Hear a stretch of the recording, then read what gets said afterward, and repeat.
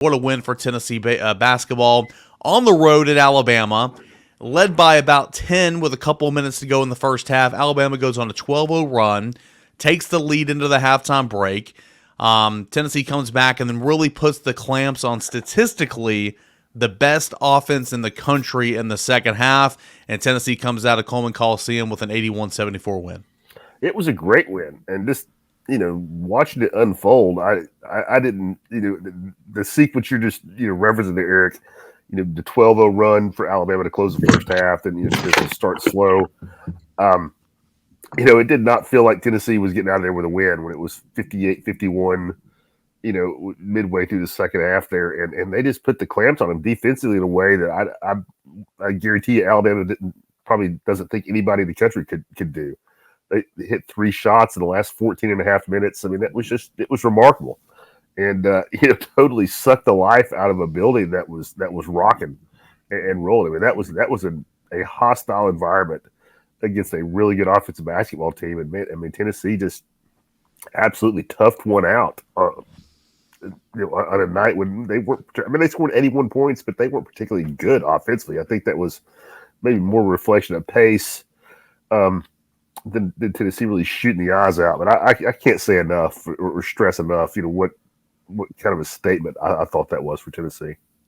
For me, Rob, anybody that watched Tennessee play the last several years that didn't watch the end of the first half and the start of the second half when they went down, by near double digits, not quite, but close, and didn't think that, that thing was trending poorly the other direction and, didn't have that kind of, oh, here we go again mentality, I think is full of themselves. Like I think, I know that I was like, well, that's, it's just a tough place to play. Tennessee struggled at Coleman over the years. They're just not making enough shots. Everything's trending Alabama's way. And then, you start, making a couple of plays, and it started with the Meshack kind of, combo play where he makes the 3 and then gets the steal, and then they get, the 3-point play with Adu. I mean, it just kind of flipped the whole thing around. And do you think, that just the fact that you've got so many veterans that have kind of been through it, that helps in this situation?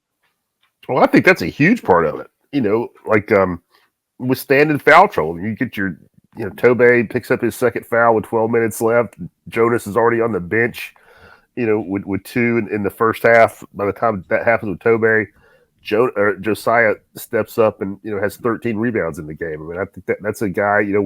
When that foul trouble happened, Josiah, 5th-year guy, he knew he had to go to the glass. He knew he was going to have to play a lot at the 5, and Tennessee was able to handle that. I thought that was a reflection of the maturity. I mean, Santiago, this guy. I mean, how many? You talking about maturity? How many plays did he make where he slapped it out of somebody's hands? Yeah. Stole one from behind, just created possessions, for Tennessee. And I think that's the kind of little things that are a reflection. And Zakai just, continuing to battle, didn't shoot it great. I think he was 5 of 18, had a couple of turnovers in the first half, but just continued to battle. And, I thought all those, your veterans came through, and Rick really went out of his way to stress that and to praise those guys, after the fact, because it was just, Zakai said it. We just weren't going to let ourselves lose this game, and they didn't. I mean, on a night when they weren't particularly great offensively, they hold Alabama to 3 made shots in the last 14-27. It was, watching it unfold, it was crazy. Yeah, and one of those shots shouldn't have counted, right? It's seriously out of bounds. So they missed that call there. To me, Rob, my biggest takeaway from all of it is simply this. Tennessee's just a tougher team, tougher collection of kids physically and mentally, and it showed down the stretch. I mean, when they had to make plays, they made plays. When they had to answer, that they never let Alabama have any kind of run that last, 5-6 minutes. Every time Alabama scored, Tennessee had an answer on the other end of the floor offensively. Yeah, it wasn't great, but if you're going to hold a lead, you've got to answer. And Tennessee found a way to answer in a variety of, free throws and connect on an isolation play in the middle of the paint. I mean, they were just a mentally tougher basketball team, in a hostile environment on Saturday night, which I think if you're a Tennessee fan, to me, that's your biggest takeaway as you head into March is just the mental and physical toughness of this basketball team that was on display. I will say this before you pivot. I think it's massive that South Carolina beat Florida. And here's why I say this. Because I think it's easy to kind of fall into, I won't say it wouldn't be, South Carolina's a much better atmosphere than Missouri. My point, though, is they're going to go from raucous environment to another raucous environment. And I think that this team gets up for those. What are they? I saw that stat where they like 18-1 or whatever in their last, against teams in the top 15 or whatever it is. I mean, like they play their best when they're in tough situations. And not like if you can't be ready to play, you're playing for a championship Wednesday night. Yeah, but there's still kids at the end of the day. You've worked all summer long. If your coach, if you can't be ready to play with a championship on the line, it shouldn't matter. I get to your point, but Tennessee should be ready to play if they were in a parking lot with two people standing beside them, as opposed to being, backs against the wall underdog. This is a championship game on Wednesday night. Both teams should be at an elite level Wednesday night. Now, the question is, can South Carolina handle that moment? I get that, but Tennessee, surely to goodness, will be ready to play. If you win Wednesday, you're the 1 seed, no matter what happens against Kentucky. Well, and you're a champion. You got a trophy. You're a co-champion, yeah, at worst. At worst, yeah. Hey, Rob, I do want to, before we get into a little bit of South Carolina and Kentucky that's coming up this week, I do want to ask you about Jamon Meshack, and I know we spoke on him a little bit earlier. Austin mentioned him, but 8 points. He made both his 3-pointers that he shot. When Tennessee took the lead for good, it was him making that shot in the corner, and he doesn't celebrate. He doesn't showboat. He gets back and picks off a pass and then turns it into points in the other way. A guy that was, you know better than me, but a guy that was probably getting around 8-9 minutes a game. Got 27 almost. He was guarding some guards. As Brent Hubbs said, that this is kind of a program win. I feel like that's just a program statement, if you will, for a guy that is a veteran.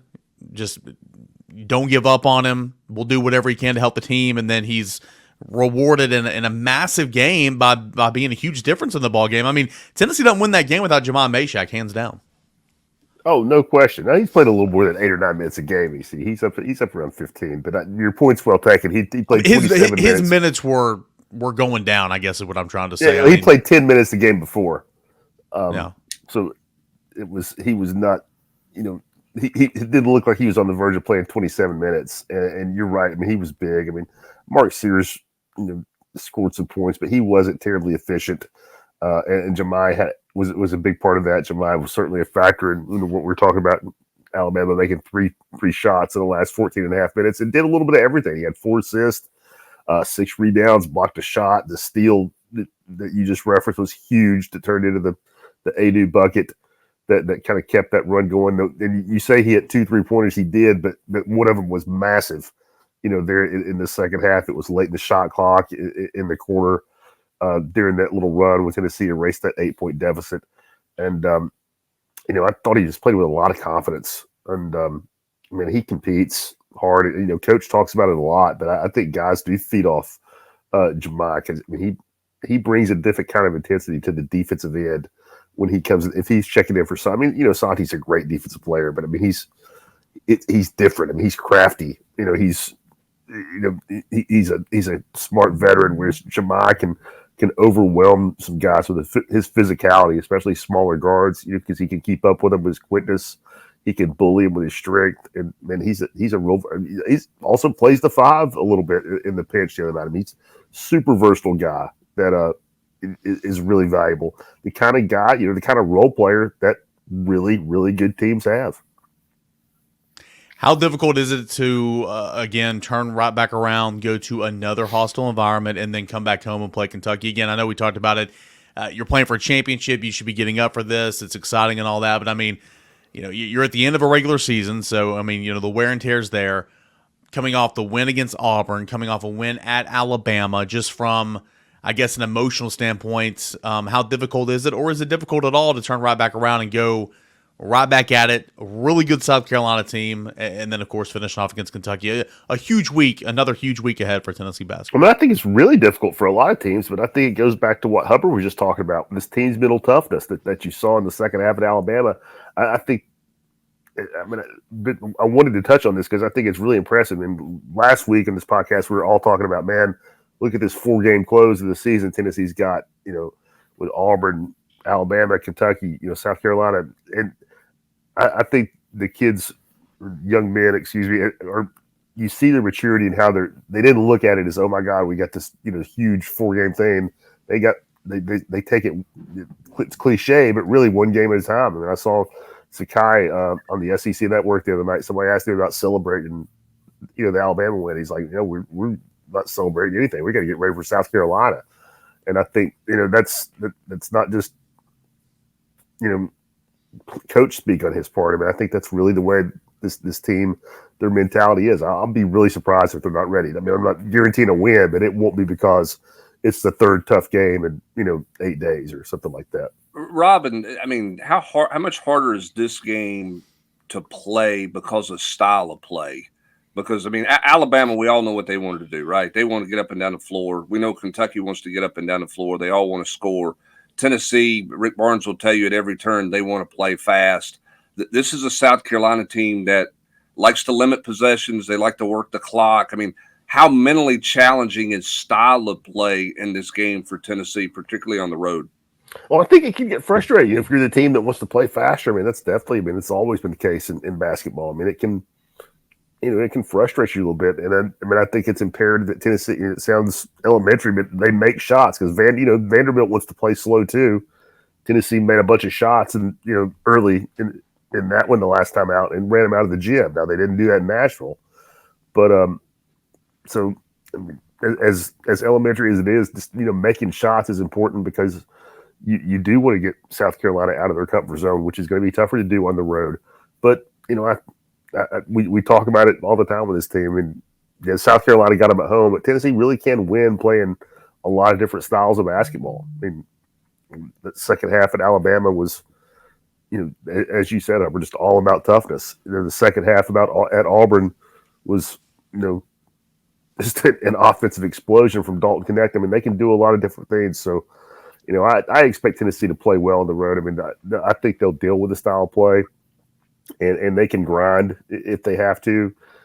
And again, I just think they're built, to win a lot of different ways. And because of that maturity, I don't worry about the moment, being too big for them or them, getting frazzled by a big crowd. I don't think this team really gets affected by that. And Dalton Connect for sure doesn't get affected by it.